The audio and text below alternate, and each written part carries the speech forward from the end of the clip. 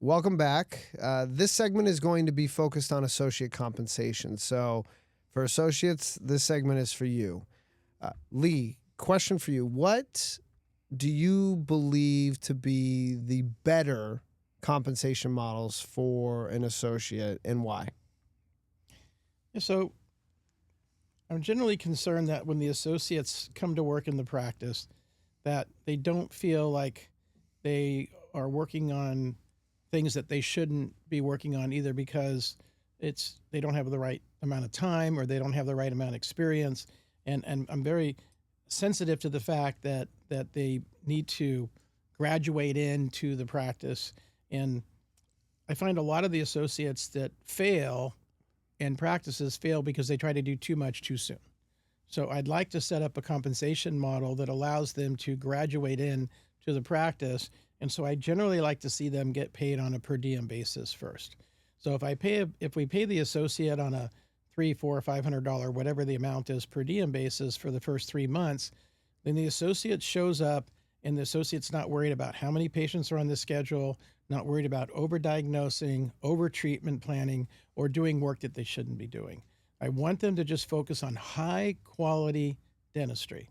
And associates, they understand they have liability just like the senior doctor does. So I want high-quality dentistry for them because I don't want to lose any of the patients from the practice.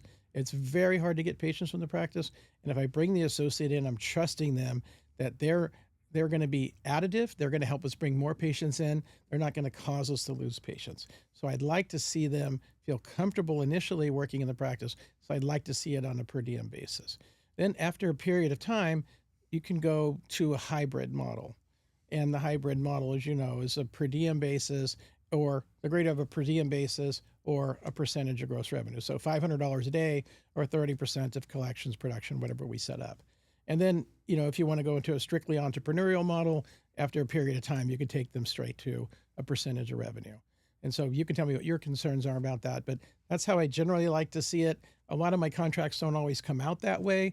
We might just do two, or we do them a per diem, and then we give them the grade of per diem or collections. And I think you understand why. So for all those young doctors who are choking on their top ramen right now, he didn't really mean 300, 400, 500 for a per diem. He knows that we're getting higher per diems now. So yes, don't worry. That wasn't biblical. He was just throwing those numbers out. So now you can continue eating after you're choked a little bit on that. So you said you would like a segue. So is that 6 months? Is that 3 months until you move to that next? Yeah, generally, I think 3 months is enough. Okay. I think if you work in the practice in 3 months, I know if you should be there or not. And Right. and if you're not making it in 3 months, I'm not going to move you to a percentage of production basis. I'm not going to encourage you to work faster if I don't see that you have the hand speed or the skills to do it. So I generally do 3 months on the per diem and then switch to the hybrid or to the all percentage basis within 3 to 6 months. Yeah. So my compensation formula is very similar. I like the hybrid approach where you are incentivizing both parties. So on the front end, I want the associate, I want the owner to have to pay a per diem. And the reason why I want the owner to pay a per diem is simply because I want the owner to be incentivized to give patients and not just fillings, not just the cheap procedures that the owner, don't want to do. Because if that's all they're giving, then they're not making money. And so I want to incentivize the owner on the front end, but on the back end, as Lee was talking about, the greater of, meaning that if I'm a hard worker, if I'm a hustler, then I'm going to be able to make more money because I'm going to be receiving a certain amount of usually it's adjusted production or collections. So, and depending upon where you are in the country, that could be as low as 25% to as high as 35 plus, depending upon where you're at. But I want the associate to be incentivized to work as hard as they can. Now, please understand, when I say work hard, that doesn't mean overtreat. I'm not suggesting that. I'm not even, pushing that. I mean, I'm not a DSO, for crying out loud. Sorry, I had to throw that little zinger in, but I just, for me, the reason I'm always, when you're talking to me, I'm always focused on where do I want you going? And the vast majority of you, I want you guys to be owners. And so when I talk compensation models, when I talk things like this, I care about your hand speed. And that for me is important. And so wherever I can incentivize you to work faster, to work harder, to become more efficient, that's going to eventually help you to get into a practice that I want you to be in, which is going to vastly help you satisfy that debt over a shorter period of time so that you can have that freedom that you truly want. So, yeah, why don't you talk a little bit about production versus collections from the seller, from the senior doctor perspective and the associate perspective? right. So if I'm the associate, I don't want to be paid on collections. I don't want to be paid on collections because I don't control the office. I don't know how the collection policies are. I don't know the collection rate, which, by the way, is always an important question when you are interviewing for a job, to ask them their historical collection rate. Little newsflash: most doctors, most owners won't be able to tell you that. But if you are paid on collections, you need to understand that you're not going to be at 100%. So if you believe you're producing at $3,000, or sorry, your adjusted production is $3,000, unless the collection rate is 100%, which very few practices are, you're going to be making less money than you think.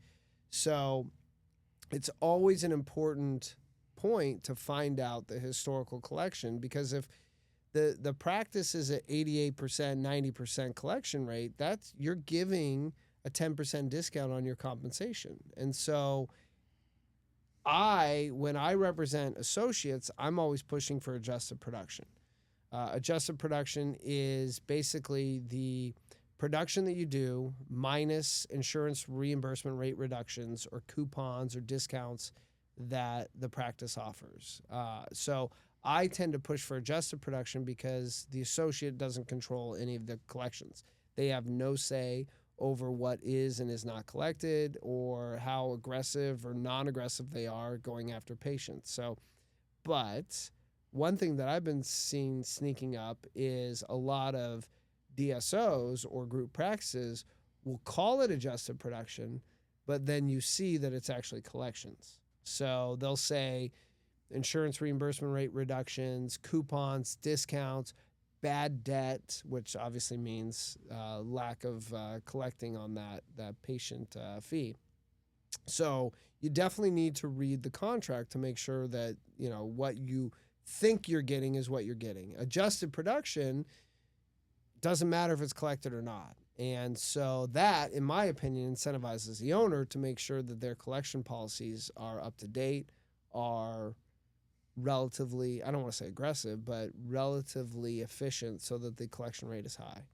What do you? No, I agree with all of that. Yeah. And I think we can talk about the other issue that relates to this is that it depends if you're an independent contractor or an employee. Yeah. So if you're getting paid as an independent contractor, you're going to make 9% more than if you're paid as an employee, because if you're getting paid 30% of collections as an independent contractor and they make you an employee, they're going to take 9% off. So you're going to make 9% of 30 off. So you're going to make like 31% as 27% as an employee.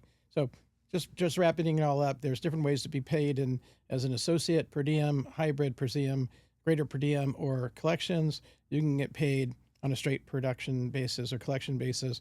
Production and collections, typically the sellers like to have it collections because they don't want you to overdiagnose, overtreat, and then not collect the money. From the associate side, they typically want to have on a production basis because they're not in charge of the collection process and feeling security about it. Most of the doctors, as you mentioned, don't know their collection rate. They have a belief that it's 90 or 100% because that's what the front office tells them, but it's not actually what happens in practice. And it really will matter in comp whether you're getting paid as a W-2 or a 1099. So just make sure when you're talking to your accountant and your attorney, you understand the difference if they're asking you a 1099, if you're getting paid as a 1099 employee, independent contractor, or as a W-2 employee. So when you're out there comparing comp rates, you understand it. But how does that I understand that there's the employment tax and the self-employment tax. But you're talking solely for withholding, not for their comp, because the comp is their comp, then there's withholding. Right. So if I'm paying somebody 30% as an associate, and now As an independent contractor, yes, and now I make them an employee because I have to do the matching on that, it's going to cost me 9%. me, the owner, 9%. For the associate, it's they're making more money, but Right. in reality they're not. So if the associate gets, okay, so I can if you're an associate making 30% as an employee or making 30% as an independent contractor, you're actually making more money than being an independent contractor. You still have to do your own withholding, but the doctor is not paying your half of the withholding. But if the doctor is going to pay you, they're going to discount you that to 27% to offset the withholding amount. So I don't know how to explain that. So Okay, now I get what you're saying. Yeah. So you're saying 30% as an employee, the owner is going to say, hold on a second, now I'm taking on some of that. Therefore, I want to charge you, I'm going to only give you 27% as Right. an independent contractor. Now I got what you're saying. Now Okay. I'm there. If you have any other questions, feel free to click the link below, and hopefully we can assist you in that process.